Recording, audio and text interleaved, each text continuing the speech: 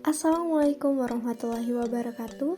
Halo semuanya, perkenalkan nama aku Nurzahan Aldiana dengan NIM 1909 10 10 10 59. Dalam mata kuliah etnopolitik kali ini, aku akan menyampaikan materi mengenai dinamika konflik etnopolitik. Di dalam materi dinamika konflik etnopolitik, terdapat 3 pokok materi pembahasan. Yang pertama, dimensi konflik konstelasi etnopolitik. Yang kedua, aspek dinamika konflik etnopolitik. Dan yang ketiga, kesimpulan. 1. Dimensi konflik konstelasi etnopolitik. Dimensi konflik konstelasi etnopolitik merupakan gagasan negara Eropa yang berpandangan bahwa negara bangsa harus dibangun atas dasar etnonasional yang homogen. Menurut daftar etnografis dijelaskan bahwa ada 3.000 hingga 5.000 kelompok etnis yang bervariatif di dunia. Ini artinya hanya sebagian kecil negara yang berlandaskan pada etnonasional yang homogen, sedangkan sebagian besar negara mengambil bentuk konstruksi multi-etnis. Melalui adanya dimensi konflik konstelasi etnopolitik, kita dapat mengetahui perhitungan potensi jumlah kondisi konflik etnopolitik yang terjadi di dunia. Perhitungan sederhananya yakni dengan cara membandingkan jumlah negara bangsa dengan jumlah kelompok etnis yang ada.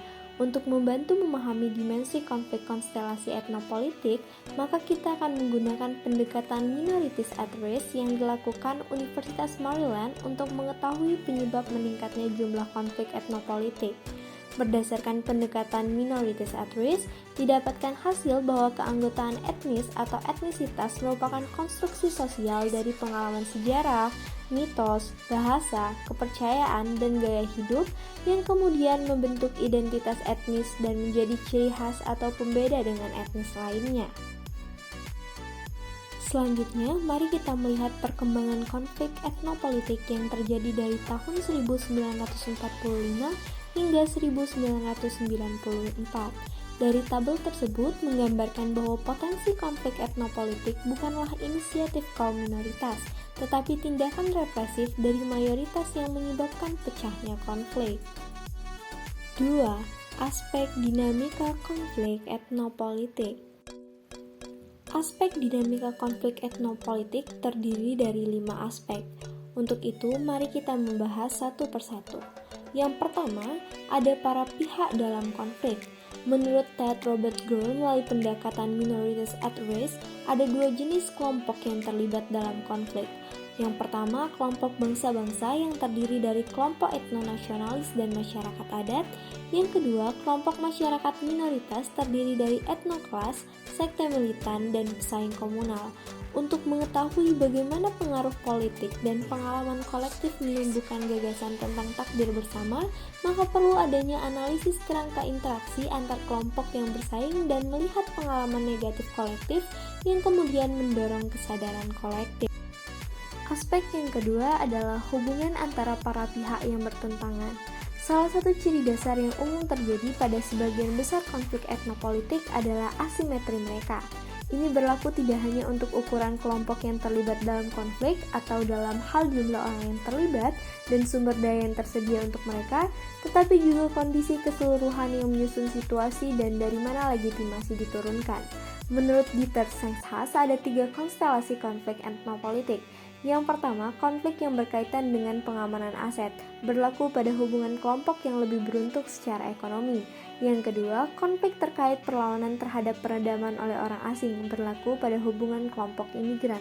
Dan yang ketiga, konflik yang berkaitan dengan perlawanan terhadap asimilasi, berlaku pada hubungan kelompok yang secara numerik lebih rendah berusaha untuk menegaskan identitasnya vis-a-vis mayoritas. Aspek yang ketiga adalah masalah dalam sengketa yang terdiri dari identitas dan kepentingan. Dalam debat akademis dan jurnalistik, fokus utamanya terletak pada perbedaan antara konflik kepentingan dan konflik identitas. Hampir semuanya berakar dalam konflik sosial berawal dari frustasi atas kebutuhan dasar manusia akan keamanan, identitas, dan partisipasi dalam kaitannya dengan kelompok-kelompok afinitas etnis yang berperan penting. Kebutuhan dasar ini diklaim bersifat universal dan tidak tunduk pada kompromi. Oleh karena itu, regulasi konflik yang konstruktif harus bertujuan untuk mengubah masalah yang diperdebatkan sedemikian rupa sehingga muncul kebutuhan dasar yang mendasarinya. Karena hanya jika kebutuhan itu terpenuhi, barulah ada prospek solusi yang langgeng. Aspek keempat adalah dinamika eskalasi. Konflik etnopolitik biasanya berkembang dalam periode yang sangat lama, mungkin berlangsung selama beberapa dekade bahkan berabad-abad.